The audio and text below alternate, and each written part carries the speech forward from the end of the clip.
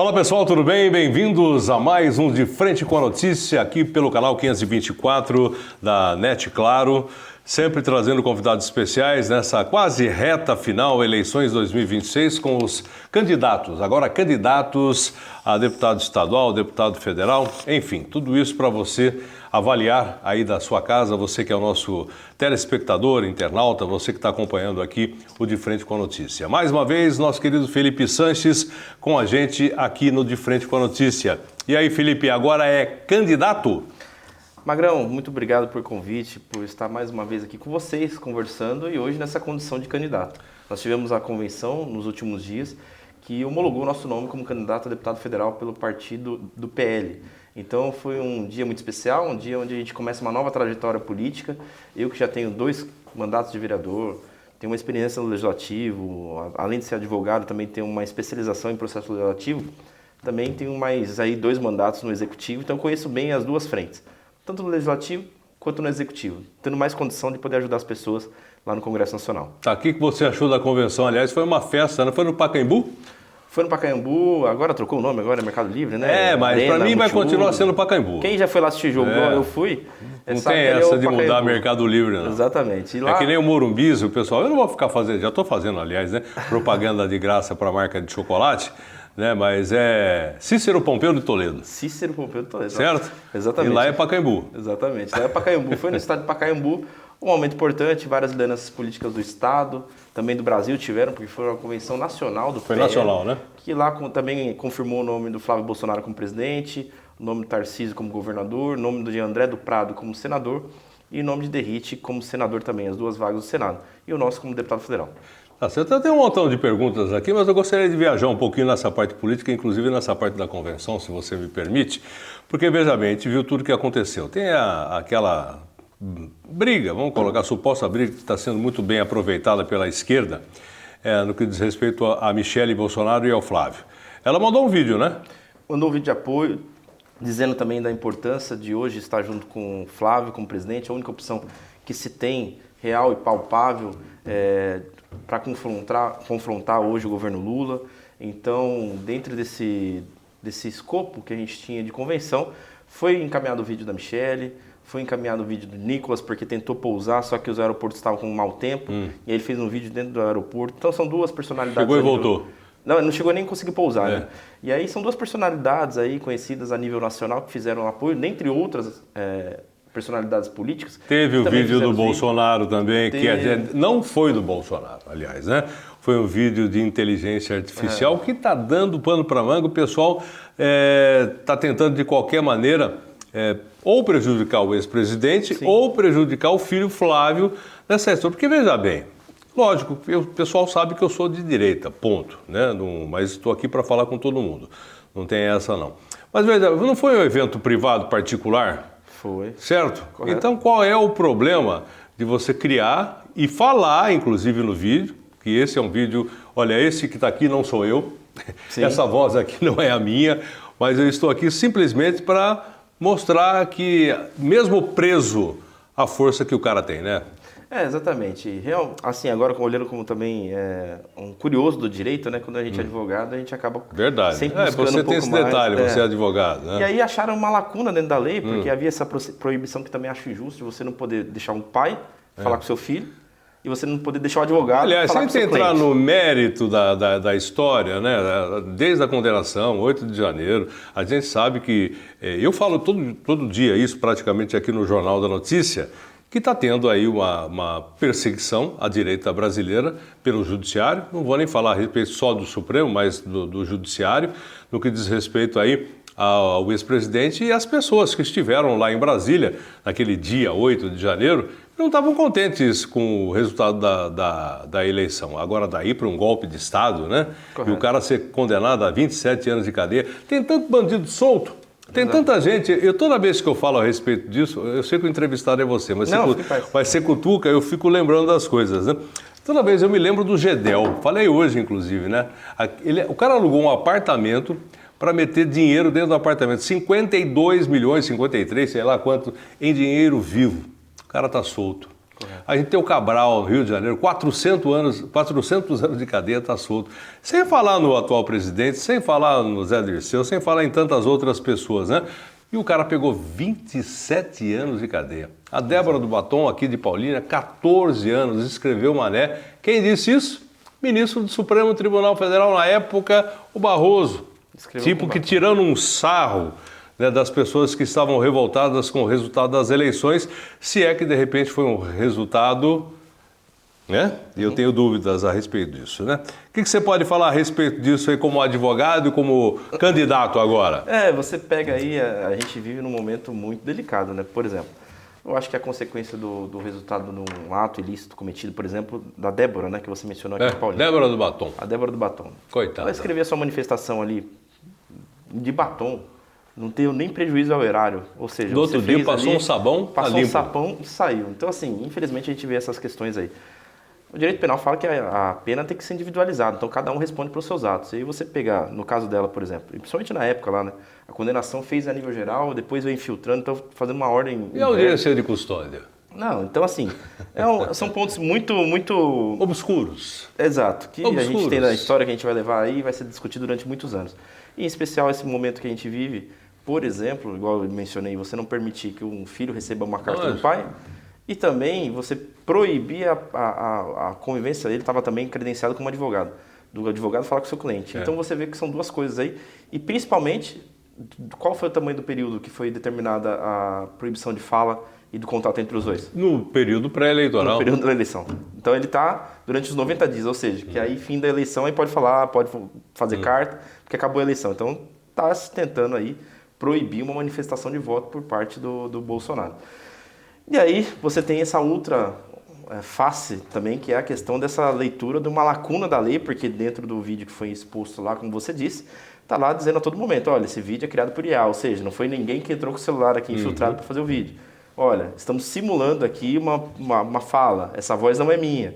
Então você vê a todo momento, então é uma lacuna na lei. Mas tem a outra história do deepfake, que você não pode criar um personagem... Sabe, o pessoal está tentando arranjar um motivo para ou prejudicar. No caso, o Bolsonaro, olha, eu autorizei. Lógico que não autorizou, porque ele está preso. Sim. Tem ninguém que fala com ele. Ah, não foi, então vamos prejudicar o Flávio. É uma discussão igual eu falo para você. Como um curioso do direito, realmente eu estou ansioso para poder ver as decisões que vão ser tomadas no futuro sobre esse caso. Eu acho que a história vai contar lá na frente tudo isso que aconteceu de uma maneira... Eu estou falando tudo isso, viu, gente? Porque eu sei que você é do PL, Sim. Eu sei que você é de direita, você não esconde.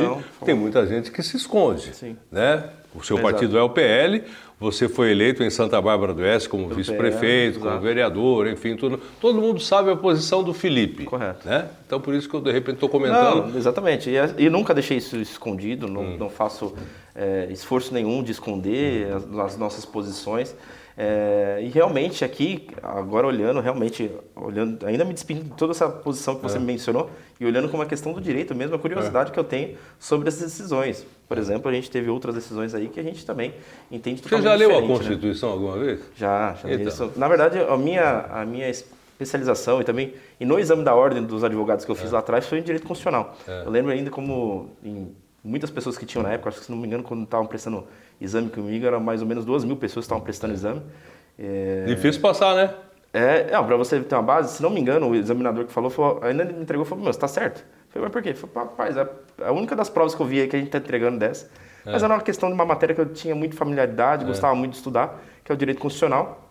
Fiz, inclusive, meu exame da ordem em direito constitucional e passei, graças a Deus aí. Então, assim, é uma questão que eu sempre sou curioso para poder aprendendo, entendendo muito como está a questão das movimentações hoje, das cortes superiores, né? Porque você acaba tendo também esses entendimentos muitas vezes controversos, há uma discussão. Uma interpretação. Uma interpretação, e hoje, lógico, exercendo o cargo de vice-prefeito, muitas vezes eu não posso, na verdade, atuar no direito, mas sempre estou tentando ali manter-me atualizado. Hoje em dia, também me propondo com uma vaga no Congresso Nacional, a gente tem que estar também um pouco mais afiado. Então eu volto um pouco mais a estudar, a entender um pouco mais. Você como vice-prefeito, você não pode atuar como advogado? Não, eu fico incompatível com a função de advogado. Então as outras profissões que eu exerço eu mantenho normal. Mas você não perde os direitos, nada, mantenho aprovado no exame da ordem, normal. A única questão é mais ou menos igual aconteceu na época com o Moro, né? Eu tenho que voltar e fazer uma nova inscrição, para poder advogar se um dia eu sair da vida Tem que fazer de novo o exame da ordem? Não, o exame não. O exame eu fico aprovado. Só tem porque que o exame fazer da ordem é mais difícil do que fazer a faculdade, não é? O exame é bem delicado. Tanto é que na minha época eu lembro que a primeira fase foram 200 mil inscritos no Brasil. 200 mil? 200 mil inscritos no Brasil. Quantos passaram? 20 mil. Para a segunda fase. 20 mil passaram para a segunda fase. Então, 10%. 10%. E 10% dos 10%. 2 mil pessoas só dos 20 mil aprovaram na segunda fase. É um exame bem complexo. Difícil. Eu digo assim, graças a Deus eu fui muito bem na época da ordem. Tive um percentual muito bom. Muito alto de acerto. Muito alto, tentando lembrar mais ou menos aqui o número, mas vamos supor. De 100? Na minha época já eram 80 questões, eu acertei de 80 a 56. 56. Ou seja, para passar você precisa de 50%, eu teria que ter passou. passado 40%, eu passei aí com folga. Meu percentual era mais quase, agora de números, aí eu posso ser que eu erre, então eu não vou cometer essa gafe aqui. Mas um percentual muito bom, graças a Deus. Só que eu percebi que era um lance de nervosismo, porque a prova tem um tempo determinado. Então você tem lá, se não me engano, faz muitos anos, então eu já não lembro mais, mas você tem mais ou menos 4 horas de aplicação de prova. E aí você tem 80 questões. Então, se você não tiver uma estratégia na forma de responder... Você pode empacar em duas, você três pode e não sai dali. E conseguir dar sequência no resto. Então você tem que filtrar... Primeiro lugar, as mais fáceis e tal. Passa na onde você tem um pouco mais de confiança, vai, volta. Aí quando você pega aquelas questões que você não tinha tanta confiança, que você está em alguma dúvida, aí você volta fazendo. Mas legal. Eu estou falando isso também para você ver que é um cara que é vice-prefeito, é um cara que é advogado, porque a gente tem de tudo hoje como candidato, né? A gente tem até... O Tiririca ainda é candidato? Ele foi deputado daqui durante 4 mandatos. Você imagina só, Tiririca, pior que tá, não fica. Então, em primeiro lugar, né, para o nosso telespectador, internauta querido, né, para acabar com esse tipo de voto. Se você quer fazer um voto de protesto, faça de uma outra maneira, mas não colocando lá dentro, por exemplo, uma pessoa como esse Tiririca e tantos outros que de repente a gente já viu o que aconteceu, né? Então vamos lá, falar um pouquinho agora do Felipe, falamos aí da convenção, deu tudo certo por lá, tudo tranquilo então? Graças a Deus tudo certo. Tudo beleza. Agora documentações todas ok, agora a gente já pode falar que é candidato, não podemos pedir voto ainda e também não nem podemos falar o número. Divulgar o número. As demais questões a gente só muda o status de pré-candidato para candidato oficializado em convenção. Tá. Agora vamos lá, qual é o seu time de pré-candidatos? Eu sei que você está fazendo a dobrada aí com o Franco, né, aqui de Americana, você federal, ele estadual, mas conta pra gente aí. Olha, realmente deputados aqui na região, o PL saiu como federal por Santa Bárbara, o Franco como estadual em Americana, uma forma da gente conseguir compor as duas cidades, uma forma que as cidades aqui possam voltar a ter representatividade. Nós já tivemos em outros momentos 4 deputados que representavam aqui a região. Isso ajuda muito os municípios, ajuda os prefeitos a fazer gestão, ajuda com que nós tenhamos aqui mais empresas vindo aqui para a nossa região, que nós tenhamos mais investimentos na área de saúde. A gente enfrenta, por exemplo, eu digo porque hoje eu vivo enquanto vice-prefeito da cidade de Santa Bárbara, uma dificuldade em credenciar os nossos pronto-socorros como UPA no Ministério da Saúde. Há anos, eu e o prefeito Rafael Povesan batemos em Brasília lá, pedindo para que seja oficializada os pronto-socorros nossos em UPAs. Qual a diferença? A diferença é que você acaba tendo subsídio do Ministério da Saúde. E hoje a gente tem o custeio praticamente com quase toda a sua totalidade sendo feito pelo município nos pronto-socorros. Pelo orçamento da prefeitura. Exatamente. Então, se a gente conseguisse esse credenciamento para o município de Santa Bárbara, a gente aumentaria muito o nosso investimento dentro dos pronto-socorros. A gente poderia manter o mesmo orçamento que a gente tivesse hoje no pronto-socorro, só que a gente aumentaria quase o dobro dos investimentos. E aí você consegue aumentar o número de médicos, o número de enfermeiros, toda a estrutura que você tem, além de insumos, para fazer o atendimento da população.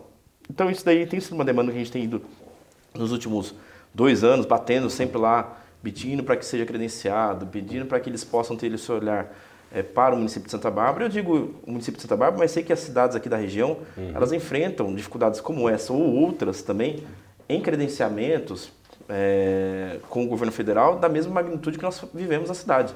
Então eu falo com as pessoas, por exemplo, que eu tenho conhecimento de ser um cidadão da região, eu enfrento os problemas e as dificuldades que as pessoas enfrentam aqui na região, de ser um administrador, por ser vice-prefeito, entender as dificuldades que eu sofro hoje para poder melhorar os atendimentos em todas as áreas dentro do município. E você tem CNPJ também, né? E tenho CNPJ também, tenho um CNPJ. E aí eu tenho também essa questão de ter passado pelo Legislativo, tendo conhecimento de direito constitucional, fazendo com que eu tenha capacidade de exercer a função de deputado federal, que é a que eu me coloco. sempre, em todos os meus cargos de vida pública, assim como você disse, eu venho da iniciativa privada. A gente, enquanto família, a gente tem já há alguns anos CNPJ estabelecidos aqui na cidade de Santa Bárbara, em alguns outros locais aqui também que a gente atua, mas eu sempre me coloquei à disposição de oferecer uma forma de serviço para a minha comunidade, desde quando eu era mais novo, que trabalhava com assistente social, ajudando as entidades sociais, ajudando a fazer mutirão na minha comunidade que eu pertenço, ajudando a construir, por exemplo, muitas vezes a gente fazia lá ajudando as igrejas para poder fazer. Foi por isso que você se candidatou a vereador, aliás, lá atrás? Lá atrás, esse desejo meu parte até do meu avô, que o meu avô, acho que eu já contei uma história já. E aí ele me incentivava muito sobre essa questão. Não sei se a gente falou na TV. Vai. Eu não sei se eu contei isso aqui ou na rádio, né? É verdade, então, que a gente está conversando aqui. A gente está conversando na rádio e na TV. E meu avô, igual você disse, é uma pessoa que gostava muito de política. Então ele sempre me incentivou da política por ver a necessidade. Qual é o nome do seu avô? Isaltino Sanches. Isaltino Sanches. E a minha mãe esses dias, hoje minha mãe mora em São Paulo, junto com meu pai, né? Eles voltaram para São Paulo porque a empresa do meu pai sempre foi em São Paulo, a gente vem para cá, para o interior. E aí, durante o período, para ficar mais próximo lá, quando eu decidi que queria ficar na vida pública, não tocaria a empresa da família de lá, eu acabo ficando para cá, inicio a faculdade de Direito para poder me preparar para poder ser um legislador, né? Trabalhar na Câmara Municipal. E aí, minha mãe veio para cá esses dias e ela foi na Câmara Municipal lá, não sei porquê, elas passaram por lá, para poder ver e me viram lá quanto presidente, né? Tem um quadro dos ex-presidentes lá, e ela me viu e ela postou, inclusive, lá no Instagram dela, lá, falando sobre que muitas pessoas poderiam ver aquela foto e não entender. Mas ela lembrava que meu avô é falecido, né? Ela lembrava das lembranças do meu avô e da forma que meu avô me incentivava a entrar nessa vida pública para poder oferecer aí o nosso melhor e ajudar as pessoas. E a sua família fez o contrário. Normalmente, quem está aqui no interior quer ir para a capital. Quer ir para a capital, não sei o quê, determinada fase da vida, né? E aí a sua família que retornou para a capital, aliás, eles eram de lá? Na verdade, nós éramos de lá, eu vim para cá muito novo, né? Para cá, meu pai era diretor de uma das maiores empresas de segurança do Brasil. E aí viajava direto? Ele viajava e por questões de segurança a gente acaba escolhendo vir para o interior. Mais tranquilo, né? Mais tranquilo, tal, até porque ele não ficava viajando muito, não conseguia acompanhar, a gente acaba vindo para cá. E aí nesse meio do período ele tinha as empresas que faziam atendimento na parte de tecnologia, outras empresas e indústrias assim por diante. E aí eu acho que o sonho de qualquer pai é que o filho siga o seu caminho, caminho do pai. Sequência. E aí quando ele percebeu que eu tinha optado mais pela vocação do que pela empresa, e aí eu acabo enveredando sobre a questão da vida pública, e aí ele acabou, acho que preciso voltar a tomar conta. Eu vou tomar conta da empresa porque ele não vai tomar. Porque eu tinha ido para São Paulo fazer faculdade de tecnologia. Você tem irmãos? Tenho. Só que são mais novos, né? Então meu irmão tinha 6 anos na época que meu pai pensa em já começar a tirar pé e se dedicar à vocação que ele exerce hoje, que é a de pastorear. Hoje ele é pastor de uma igreja. E aí ele queria deixar a empresa e queria focar e queria deixar que algum dos filhos tocasse. Só que na época eu tinha 17 para 18 anos. Aí eu já estava fazendo faculdade de tecnologia em São Paulo, para poder seguir o segmento. O meu irmão tinha 6 anos a menos que eu, não teria como dar sequência. Então meu irmão tinha por volta de 12, 13 anos. E aí ele acaba vendo, falou assim, acho que eu tenho que voltar até poder dar um segmento, depois vendeu as empresas e acabou ficando mais focado naquilo que ele era vocacionado. Estamos contando um pouco da história, essa é a sua história, né? Essa é um pouquinho da história Felipe Sanches, ele que já é candidato a deputado federal pelo PL. Felipe, eu vou para um rápido intervalo comercial, na sequência a gente volta para conversar aqui, obviamente. Gostaria que você falasse a respeito mais aí de Santa Bárbara do Oeste, né? E quais os desafios que precisam aí para essa articulação que de repente tem que ter aí junto com Brasília, junto com o governo do estado de São Paulo, para melhorar a vida das pessoas, né? Daqui a pouquinho a gente volta, continuando aqui de frente com a notícia, de frente com Felipe Sanches, aqui pela nossa TV Notícia.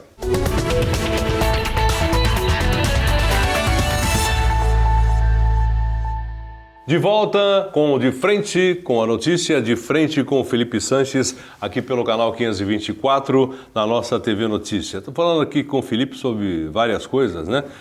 Tentando passar para você também um pouquinho da pessoa do Felipe, né? Sim. De onde ele veio, o que ele faz, o que ele não faz, o que o pai faz, a mãe, enfim, né? É uma pessoa normal como outra qualquer, né? Agora, veja bem, o deputado federal, caso você seja eleito, ele pode articular junto, por exemplo, com Brasília, soluções para as cidades aqui da nossa região, que é isso que a gente está batendo. Nós precisamos ter um deputado aqui da nossa região, tanto um federal como estadual.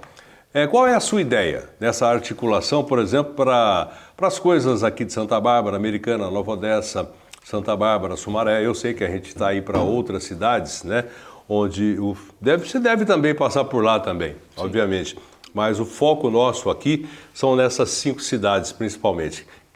Qual é o papel do deputado federal? Olha, como eu disse, eu tenho conhecimento de todos os lados, desde a questão do legislativo, fui vereador, então a gente mantém um contato com os deputados para que eles possam fazer a indicação de recursos para cá, para os municípios.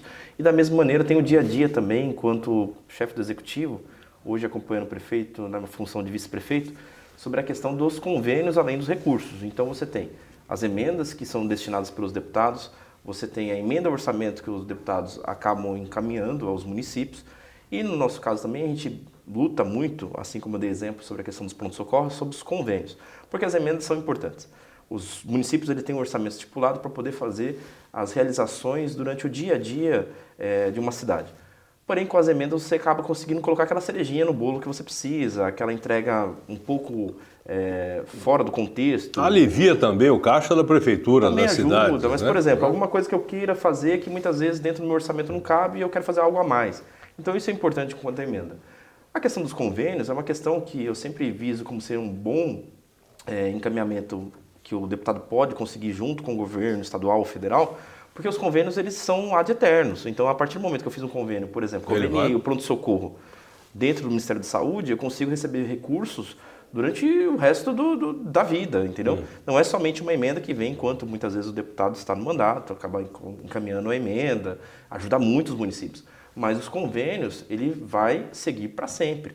E fora isso, nós temos também as questões que acontecem no dia a dia. Por exemplo, convênio só, desculpe interromper, o convênio só acontece na área da saúde? Não, praticamente tudo. Hoje você tem convênios na área de educação, na área de saúde, na área de segurança. Tudo convênio? Tudo você consegue convênios. E aí fica ad eterno. Exatamente. São quando você tem as parcerias entre o Estado, entre o governo federal, para que dentro do orçamento deles, fora o orçamento que é o local, possa ter a subvenção do custeio. Ou seja, você acaba custeando junto com o município. O município faz uma determinada ação e aí o Estado vem e ajuda aportando um outro valor, o governo federal aportando outro valor. Isso fica durante todo Aí você fala dessa maneira, eu fico imaginando o nosso querido telespectador, internauta que está acompanhando aqui, porque o programa também vai pelo YouTube, a quantidade de dinheiro no Brasil. Você imagina o orçamento, né? Eu estava vendo outro dia aí, a arrecadação aumenta a cada ano que passa, né? Correto. Mas esse tipo de compromisso com todas as cidades, nesses convênios que você está falando, esse é um dinheiro que vai e vai ter que ir o mês que vem, vai o ano que vem, vai o outro ano, vai embora, nunca mais para nesse tipo de convênio. Fica dentro do orçamento. Tanto com a saúde, na parte de segurança, na parte de educação, Exato. Enfim, desenvolvimento também deve ter. No desenvolvimento você tem muita questão, por exemplo, quando uma empresa multinacional vem para o Brasil, ela vai mapear o Brasil. Ela vai ver as oportunidades que ela tem em nível Brasil. Quando você tem representantes que estão buscando desenvolvimento, quando ele estiver junto lá com os ministérios e assim por diante, tiver uma informação, eu falo assim, poxa, eu vou apresentar o estado de São Paulo, vou apresentar a região. Olha, a gente está na segunda maior região do estado de São Paulo, economicamente e também sobre a questão de composição de município e mão de obra. Então é uma importante região dentro do estado de São Paulo. E aí que está. Quando a gente consegue fazer a busca dessas novas indústrias e empresas, você vê aí um movimento agora de montadoras, movimento de data centers, uma porção de movimentos que estão vindo de fora do Brasil, entrando dentro do Brasil. E é nesse momento que você tem que colocar, porque senão você acaba tendo também, além das empresas que buscam, que saem daqui de São Paulo, por muitas vezes não terem benefícios fiscais ou então um auxílio, que acabam buscando outros países. A guerra fiscal não acabou? Agora acabou com a equalização dos impostos. A gente vê também um novo movimento das empresas. Tá.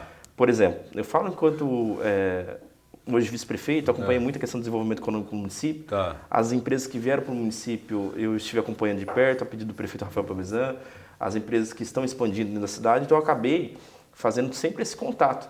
E eu via realmente uma movimentação, porque quando as empresas vinham aqui para sondar Santa Bárbara, eles vinham para cá e muitas vezes iam para Minas. Porque Minas tinha um diferencial sobre a questão do ICMS. Tá. E aí você pega a questão logística, por exemplo, Minas saía perdendo. Mas ganhava... Aqui você tem rodovia dos Bandeirantes, rodovia do Açúcar, Anhanguera, rodovia do Sul, você tem uma porção e vai para tudo quanto é. Tem aeroportos, aqui. Tem Viracopos, tem agora o aeroporto de Americana, que também agora está aumentando. Você percebeu como a gente tem aqui Fica um muito local fácil, logístico? SP-304. Você tem um local logístico aqui que você consegue disparar para o Brasil inteiro. Tanto você sabe que essa história de Minas tem uma cidade que se chama Extrema, que ela fica na divisa. Exato. Então todo mundo saía aqui, até então, né? Nessa guerra de ICMS, o pessoal saía aqui do estado de São Paulo, atravessava a divisa e usufruía, por exemplo, do transporte, das facilidades que o estado de São Paulo, querendo ou não, tem muito mais que Minas Gerais. Que Minas Gerais tem a maior malha viária do país, mas não tem a mesma qualidade do estado de São Paulo. Não tem. A qualidade não tem, então assim, são pontos que eles tinham que o estado de São Paulo não tinha. Agora, com a mudança da questão tributária, você acaba equalizando. E aí eu já percebo, por exemplo, não ainda o movimento de empresas, se bem que eu já ouvi algumas empresas sondando o retorno para São Paulo, mas a gente já percebe que as outras empresas que estavam pensando em ir para o estado de Minas já começam a tirar o pé. Já começam a pensar em voltar para cá, para o estado de São Paulo, que é tudo isso que a gente falou. O maior comércio está no estado de São Paulo. A questão de compra e venda está dentro do estado de São Paulo. O maior fluxo financeiro está dentro do estado de São Paulo. Então é o estado mais desenvolvido do Brasil. As melhores rodovias para escoar para qualquer lugar está aqui. Aeroportos, Campinas, agora Americana. Então você tem aqui na nossa região rodovias importantes passando. Então assim, o estado de São Paulo é interessante. Tinha essa questão fiscal, que agora acaba equalizando. A gente pode ser não. Nós teremos um outro ponto aí a ser discutido sobre essa questão do novo imposto, porque é a forma de redistribuição para os municípios. A gente tinha alguns estudos. Nos próximos anos, por exemplo, os municípios que não tiverem apresentado um orçamento nos últimos 5 ou 10 anos, ele acaba tendo uma tendência de queda sobre o valor que vai voltar do Congresso de Brasília. Do governo federal. Do governo federal. E aí um outro ponto importante é você ter a questão da representatividade, porque agora o orçamento vai praticamente como um todo para lá, porque antigamente você tinha os impostos que iam ficando para cá. Agora com o IVA vai para lá. Aí entra o deputado federal. Aí a gente tem a questão de novo para poder ter o olhar para a região, principalmente com a questão de investimento. Os prefeitos ficarão muito refém de Brasília. Eu falo os prefeitos porque eles são os gestores aqui dos municípios. Sim. A partir da nova... Porque essa nova lei tributária... O IVA. O IVA, ele entra em total funcionamento daqui aos... 2030. 30. Então nós estamos falando em 4 anos, né? Por enquanto já começou, está migrando, tal, tem toda uma transição aí, né? Totalmente, a transição inteira termina em 30. E aí os prefeitos praticamente vão ficar totalmente refém do governo federal, porque a redistribuição dos orçamentos e da forma que vai ser encaminhada vai ser vir por lá. Então, Você concorda com isso? Não concordo. Sabe por quê? As pessoas vivem nas cidades. As pessoas cobram os prefeitos e vereadores das cidades, que são os administradores locais. E aí você tem, quem é que garante a segurança da população? Cidades, prefeitos. Cidades. O Estado, que deveria ter a competência, mas muitas vezes não consegue chegar. Se nós não tivéssemos um investimento em guardas municipais, que fica por parte do município, as cidades teriam aí uma grande dificuldade. E eu falo com razão de causa. Por exemplo, ontem saiu no Estadão. A cidade de Santa Bárbara é a terceira mais segura do Brasil. Quantos guardas municipais tem em Santa Bárbara, você sabe, né? Hoje, mais ou menos, em torno de 160. Tá, e eu vou emendar uma pergunta. Quantos policiais militares no estado de São Paulo? Quantos mil? Eu vou falar da cidade de Santa Bárbara, metade do número de guardas. Não, mas tipo no estado de São Paulo, são 645 municípios, né? A quantidade de policiais militares, né?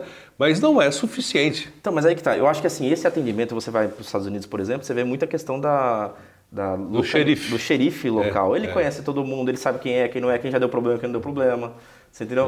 Então, por exemplo, Santa Bárbara, a gente faz um investimento muito maciço, que é de nossa competência dentro da guarda. A maior contratação de guardas é nossa. Nós contratamos praticamente metade dos guardas que estão lá hoje. Investimento em viaturas, investimento em armamentos, investimento em tecnologia, investimento em treinamento. Estamos construindo agora o centro de stand de tiro para que os guardas possam estar preparados. Isso é tanto para eles estarem preparados num combate, mas quanto também evitar o máximo de risco possível para a população dentro de uma ação de defesa de alguma vida. Então, assim, quanto mais preparados eles estiverem, mais segurança eles trazem para a população. A questão de tecnologia ajuda em todo esse aparato que a gente está falando. Então, assim, são importantes investimentos que a gente fala. E aí, quando a gente pega, por exemplo, o estado de São Paulo, um dos estados mais ricos do Brasil, se não me engano, não falha a memória, acho que somente 200 e poucas cidades têm guardas municipais. E você vê o efeito aqui, a Guarda Americana, por exemplo, o trabalho tão positivo juntando aqui as cidades, eles fazem um trabalho, pelo menos melhorou, como você falou, Santa Bárbara é a terceira mais segura do estado de São Paulo ou do Brasil? Do Brasil. Do Brasil, a terceira mais segura. Então você veja bem, tem a Americana que está fazendo aí pelo menos um trabalho legal também no que diz respeito à guarda. Santa Bárbara também, sinceramente eu não sei como é que está a Nova Odessa, eu sei que Sumaré também. O Henrique também está trabalhando a respeito disso. Tem a tal da muralha digital que envolve todas essas cidades, né? Eu sou uma pessoa que, até porque eu flertei muito, porque a gente trabalhou muito tempo com a época de tecnologia. A tecnologia é muito importante para tudo. Para você tomar decisões, você precisa de informação.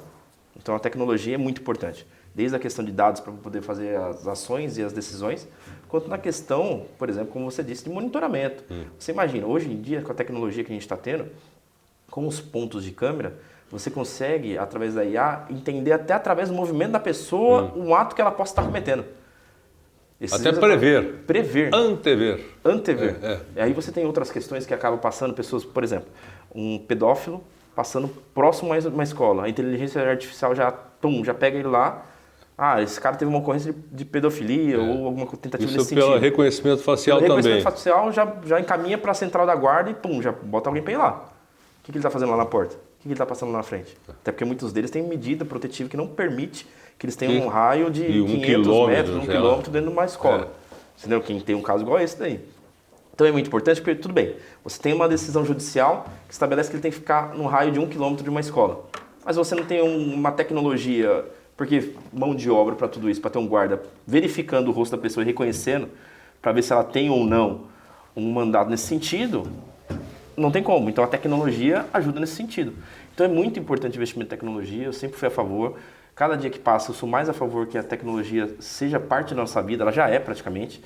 E aí você pega aí tantas ações importantes que você pode estar realizando com a tecnologia e evitando qualquer tipo de situação. Esses dias eu estava dentro de uma feira que teve em São Paulo sobre a questão de demonstração.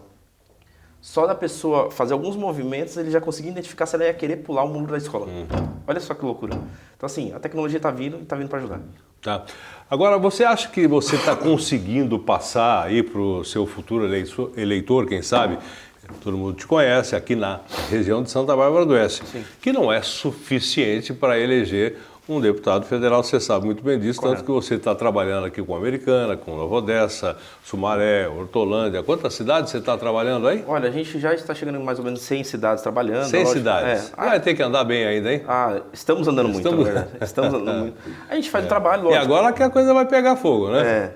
O dia a dia nosso acaba sendo mais nessas cidades que você falou que são as cidades mais próximas. Você acha que a sua equipe toda, né, o Luiz, aí, o pessoal que está te acompanhando, se vocês estão conseguindo transferir ou transmitir isso aí para o seu futuro eleitor? Olha, eu posso e se tiver lá vou conseguir fazer. Eu acho que principalmente os meios de comunicação é um formato muito importante para que a gente possa chegar nas pessoas. É o que a gente tenta fazer aqui, né? Muitas vezes a gente não consegue chegar no dia a dia, a gente se esforça o máximo possível. Quem me acompanha nas redes sociais vê lá minha rotina, então é uma rotina... Você grava tudo? E olha que eu não gravo tudo, hein? E tem gente que fala assim, olha, eu fico cansado de ver seus stories no Instagram.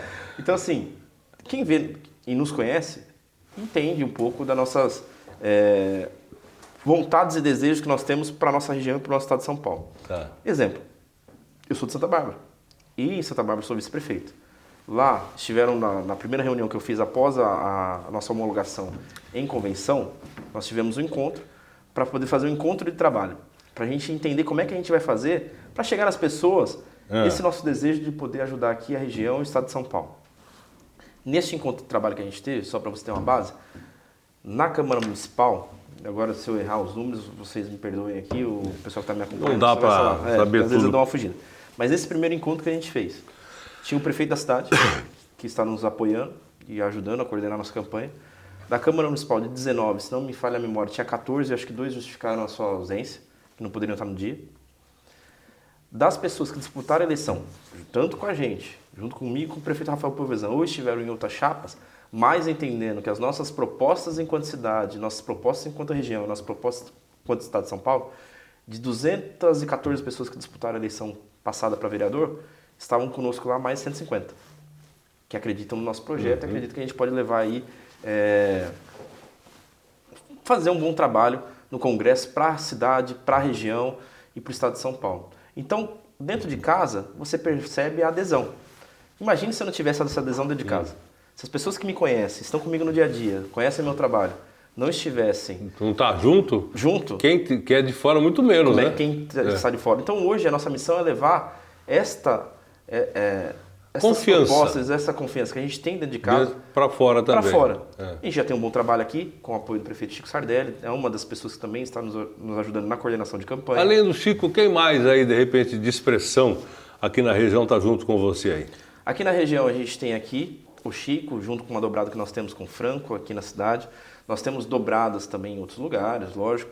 A gente tem um apoio, por exemplo, em Nova Odessa do ex-prefeito Bill, que foi prefeito ali da cidade de Nova Odessa durante 2 mandatos. Nós vamos chegar, por exemplo, um exemplo um pouco mais distante, para vocês verem a capitalidade da onde vai chegando. Então a gente está com também um apoio dentro de Osasco, o prefeito Gerson Pessoa, com o Rogério Lins, que foi prefeito da cidade de Osasco. Em Itacoaxetuba, nós estamos lá com o prefeito Eduardo, que é o prefeito mais bem reeleito da história de Itacoaxetuba, com 94%. Então, é uma pessoa que tem feito história dentro de Itacoaxetuba. 94% é quase 100, né? 12 votos. 12 votos. Não é a aprovação, não. É 12 votos. Como a questão é a aprovação. Mas nem todo mundo que aprova fala assim, tá bom, mas ele tem outro candidato. Mas imagine você, ter 94% dos votos. Então, assim, Itaquá. Uma cidade de quase 400 mil habitantes. Então, assim, são alguns nomes que a gente tem. Se a gente fosse mencionar todos, aí a gente tem vereadores em outras cidades, em Capivari. Estou perguntando, você falou, são 100 cidades, né? E assim, a gente tem várias associações, vários trabalhos, e realmente a minha memória, já estou ficando de idade, né? Então, assim... Que isso? A nossa memória não vai nos ajudando, você é um jovem garoto ainda. Lógico, a gente sabe que as cidades que a gente trabalha são as cidades que estão mais próximas, porque nós temos o dia a dia. Então, a gente está com um trabalho bom em Campinas, estamos com um trabalho bom aqui em Piracicaba. Então, são trabalhos que são cidades, por exemplo, onde eu cumpri a agenda em Santa Bárbara, saí daqui em menos de 25 minutos, já estava na agenda que está em Campinas. Então, você acaba tendo uma facilidade no dia a dia de campanha, mas também a facilidade para o dia de trabalho, porque minha preocupação depois é honrar os votos. Eu sempre falei para as pessoas, e o pessoal às vezes até fala, você vota e depois você não volta mais. É arriscado você falar isso daí, fala, viu, eu tenho um problema. Isso é um problema meu. Eu não consigo prometer uma coisa que eu não vou cumprir, então eu prefiro não prometer. Porque eu prefiro encontrar a pessoa depois e a pessoa fala assim, você prometeu e não cumpriu, do que eu vou encontrar ela e falar assim, é o inverso na verdade, encontrar a pessoa e ela fala assim, você não me prometeu nada, do que ela fala assim, você prometeu e não cumpriu. Então assim, eu prefiro não prometer. O que eu tenho prometido hoje para as pessoas? Vão ter um representante que vai estar trabalhando por elas e vai ter um representante que vai ser próximo. Então não adianta eu prometer lá na cidade de... Presidente Prudente que você possa... Posso ajudar enquanto deputado estadual, encaminhando recursos, encaminhando assim, tendo esse olhar para o Estado como um todo. Porque eu sou deputado representante do Estado de São Paulo. Mas não tem como eu prometer a proximidade. Diferente que eu tenho no meu dia a dia aqui em Santa Bárbara, Americana, Nova Odessa, Sumaré, Piracicaba, Limeira, que são cidades que fazem divisa comigo. São cidades que fazem fronteira. Então, assim, essa promessa eu consigo cumprir. E como eu sou muito chato para isso, eu prefiro fazer o mínimo, fazer aquilo que eu consigo realmente, mas cumprir aquilo que eu prometi. Tá certo. E a gente está aqui também porque eu sei onde é que ele mora, né? Esse é um detalhe, né? A gente sabe onde é que o cara mora. Nos lugares, nos mercados, nos restaurantes. Isso daqui é meu dia a dia. Então, assim, eu tenho tranquilidade, nunca tive problema. Eu acho que, já deixei bem claro aqui, vocês sabem disso, conhecem minha história, eu não dependo da política para viver. Eu tenho minhas outras coisas. Eu faço isso porque eu gosto, eu faço isso por ser vocação, porque eu entendo que eu tinha 2 opções.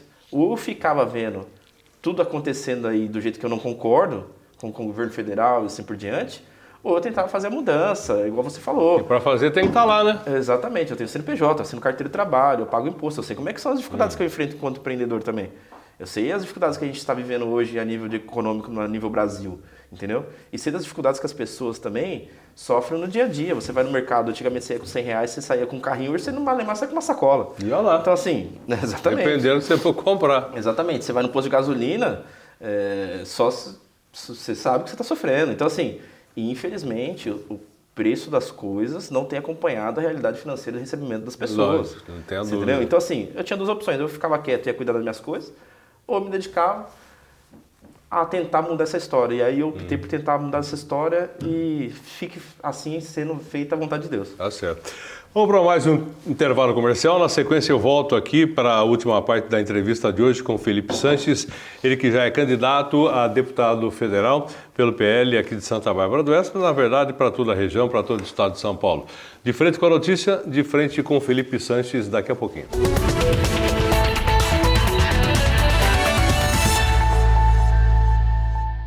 Ok, de volta com De Frente com a Notícia, De Frente com Felipe Sanches, aqui pelo canal 524 da NET, na nossa TV Notícia, dando sequência a essas entrevistas com os agora candidatos a deputado federal, deputado estadual. Está faltando aqui o Flávio Bolsonaro, está faltando aqui o Zema, está faltando aqui também o Caiado, mas é difícil, né? Eu já falei com ele na rádio, viu, Felipe? O Flávio ainda não. O Flávio não consegui nem falar na rádio. É a oportunidade que eles estão perdendo, porque aqui é uma forma muito positiva, muito produtiva. O pessoal não dá muita, entre aspas, importância para o interior do estado de São Paulo, mas quando a coisa aperta, vem para cá, né? E eu vou falar uma coisa, ó. Diga-se de passagem, viu, Magrão? Várias pessoas me abordam na rua falando que nos viram aqui nesse bate-papo. Então é muito importante e realmente faz falta eles virem. Mas eu entendo, porque, veja bem, na época do Bolsonaro pai, eu consegui uma entrevista com ele, né? Foi difícil pra caramba, tá? Não sei o quê. Foi a maior audiência da Rádio Notícia até hoje. Acho que na época foram 500 mil visualizações no programa que a gente faz a transmissão pelo YouTube, né? E a gente tem uma visualização de 5 mil, 4 mil, 5 mil, é o diário. Você veja bem, para 500 mil a quantidade que está. E o Flávio hoje está no olho do furacão. Sim. Então é difícil parar, eu vou falar com uma rádio lá, ele vai falar para a Globo News, ele vai falar com a Jovem Pan, ele vai falar com a SBT, ele vai falar com a Band, e se der tempo fala com a gente. A verdade é essa, a gente tem que saber, né? Mas vamos lá, nesse último bloco gostaria que você falasse da possibilidade real, vamos falar sério, não que a gente não esteja falando, né? Agora do Felipe ser eleito, né? Porque o PL é o maior partido do Brasil. Hoje é a maior bancada, tem a maior quantidade também do fundo eleitoral. Já recebeu muito dinheiro já? Nada ainda. A gente sabe que de repente chega na ponta um pouquinho, né? Não sei quanto, mas de repente um pouquinho chega, mas a grande maioria, o volume maior fica, obviamente, com os cabeças, né? Lá em cima, a gente sabe disso também. Possibilidade real. Gostaria que você fizesse umas contas aí e explicasse para o nosso telespectador por que você está tão confiante, já que de repente o PL já fez aí 17 na eleição passada, na última fez quanto? Fez 19. 19. E agora vocês estão projetando 25. Explica essa conta pra gente aí. Olha, o PL ele sempre foi um dos partidos que mais elegeram deputados federais aqui no estado de São Paulo. Ele é a maior bancada que tem hoje no Congresso Nacional e é um partido muito importante, principalmente sobre a questão do que defende. Mas analisando também politicamente, que é essa leitura que você me faz agora, é importante a gente fazer uma reflexão. Eu conheço um pouquinho de política, né? Já estou há 4 mandatos eleito já. Fui eleito por 4 vezes. Disputei 4 eleições e pela misericórdia de Deus e também pelas pessoas entenderam o nosso projeto, a gente conseguiu. E se o pessoal acha que é fácil, coloca o seu nome para avaliação do voto popular. Você fala, porque eu conheço muita gente, que vou ter voto. Não é fácil. Capaz de você ter aí uns 20, 25, 30 votos. Eu sei. Eu conheço gente que, no rádio, principalmente televisão, não, porque eu sou radialista, eu sou jornalista, eu apareço na televisão, eu faço. Não teve 100 votos. Realmente não é fácil. Eu disputei, graças a Deus, eu disputei a primeira eleição já ganhei a eleição de vereador, e aí disputei a reeleição. Tivemos um aumento de votos muito significativo, depois viemos para vice-prefeito e agora viemos reeleito vice-prefeito, primeiro vice-prefeito reeleito e a maior votação da história de Santa Bárbara. Posso contar uma história? Pode. Rapidinho. Na primeira eleição sua com o Rafael, a diferença de votos para o segundo candidato, que foi o Dr. José, se não me engano, que aliás teve um colaborador nosso aqui, o Léo Carigo, né, que deu a vitória para o Dr. José naquela época, eu falo isso até hoje. Né? E mudou nas últimas urnas. Né? Qual foi a diferença? Lá, quando o sistema eleitoral ficou aí durante um período indisponível, faltavam 6% de urna.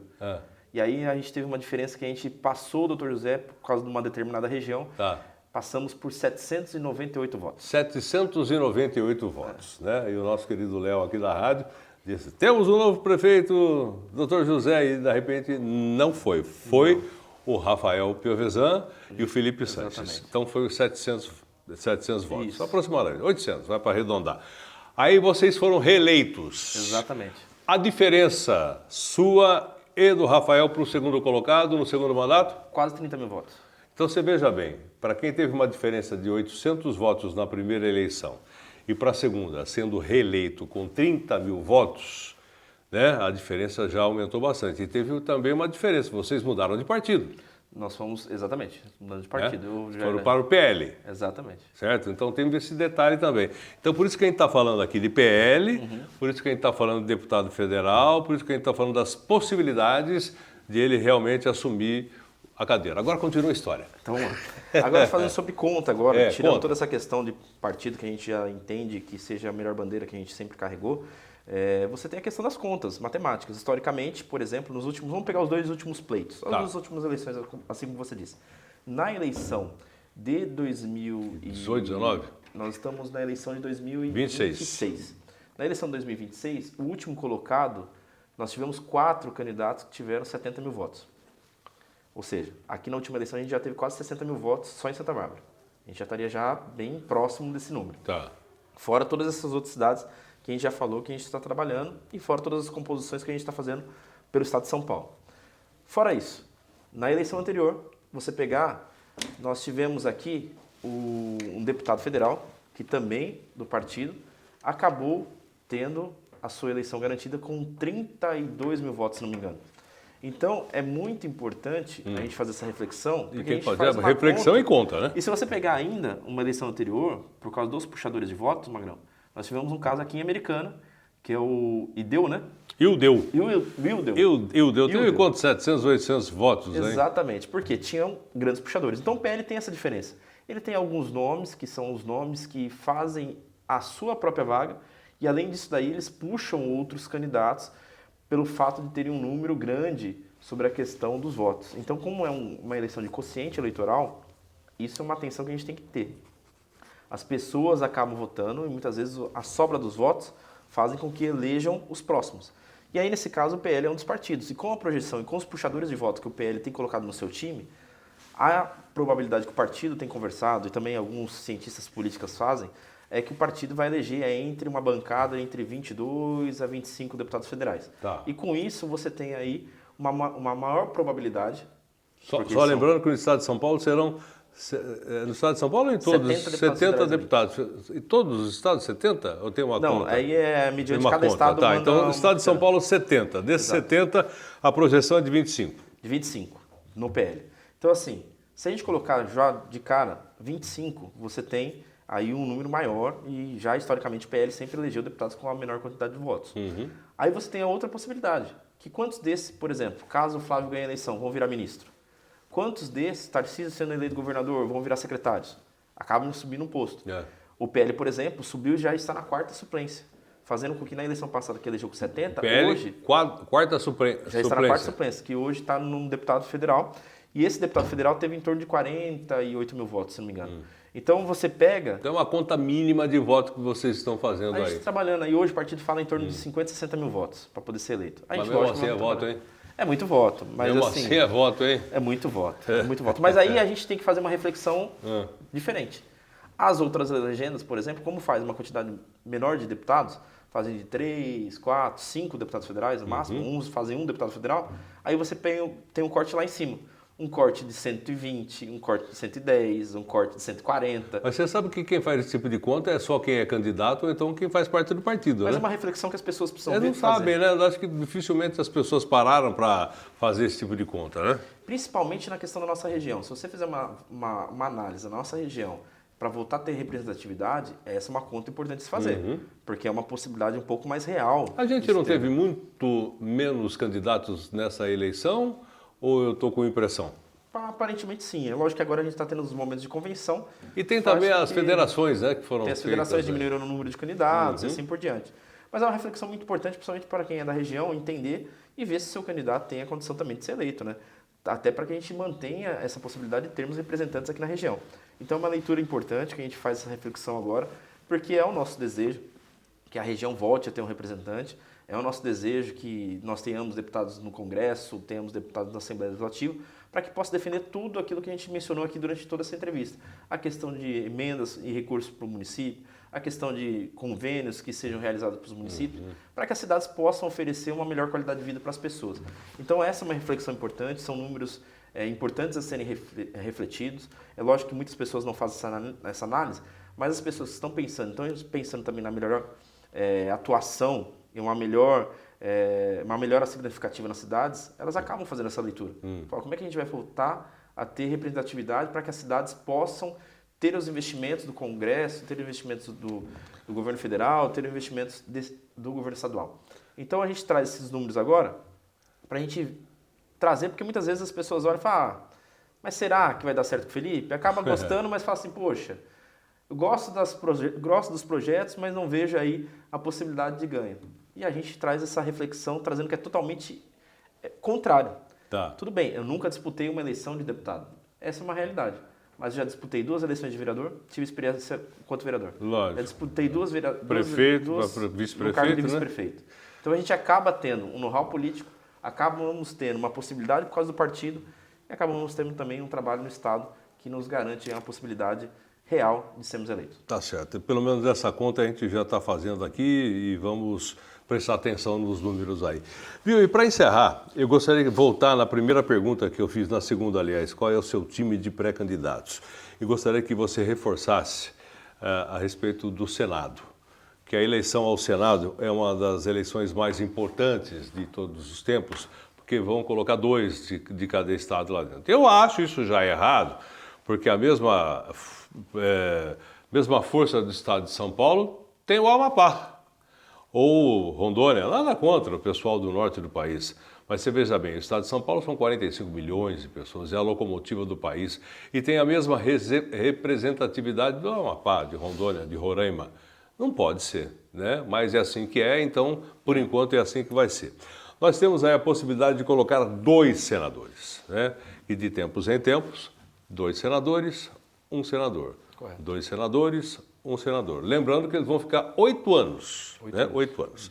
Então, nós temos aí o Guilherme Derrite e também o André do Prado, no caso do PL, já está ratificado o apoio. E eu faço crítica abertamente às 2 forasteiras que vieram, uma do Acre, que é a Marina, e a outra que é a Simone Tebet, que eu coloquei outro dia, inclusive, um vídeo dela dizendo que lá no Mato Grosso do Sul, ela não seria eleita nem síndica de prédio, não sei o que ela aprontou por lá.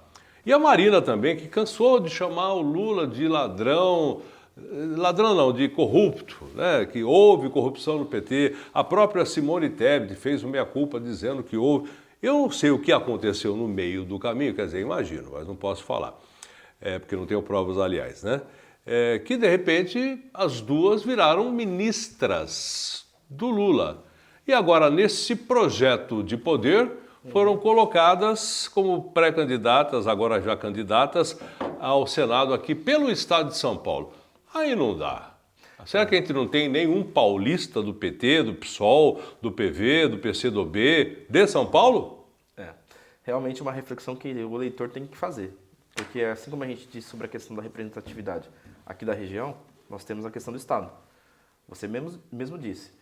A quantidade de representantes que temos no estado de São Paulo já é baixa pelo tamanho do estado.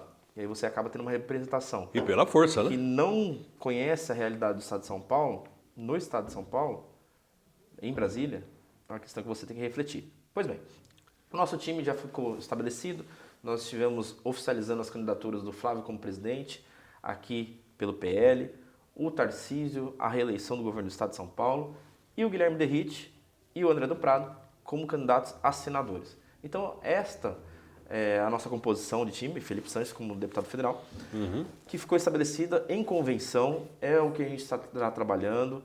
Como você disse, a escolha do presidente é muito importante, só que hoje a escolha dos senadores também é muito importante. Você vê aí uma questão que está sendo discutida muitas vezes no Senado, que é essa questão hoje a gente vê sobre essa questão do judiciário.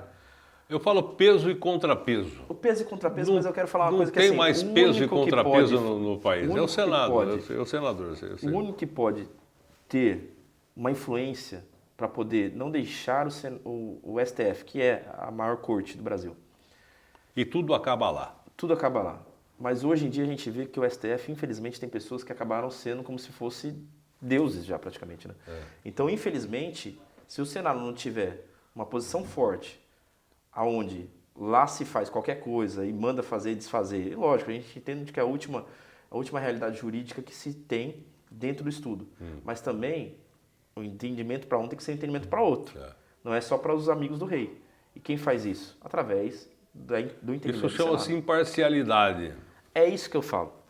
Eu acho, por exemplo, eu sou uma das pessoas que defende uma tese que o mandato do STF tinha que ter prazo de validade.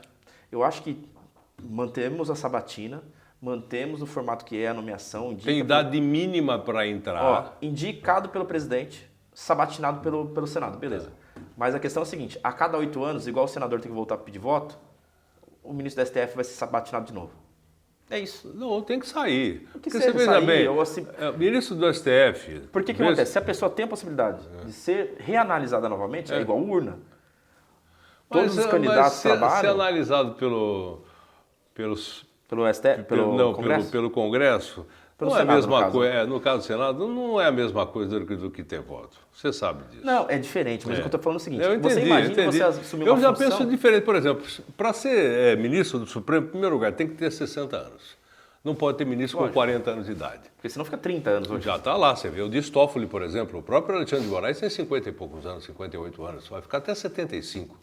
E eu falo sempre aqui, o Lula vai morrer, todo mundo vai morrer. Você vai morrer, eu vou morrer, todo mundo vai morrer. Mas os caras vão ficar lá depois que o Lula morrer, mais 20, 30 anos. 30 anos não, mais 20 anos, pelo menos, esse pessoal. E se o Lula foi eleito esse ano, espero que não, serão mais 4 ministros do Supremo Tribunal Federal.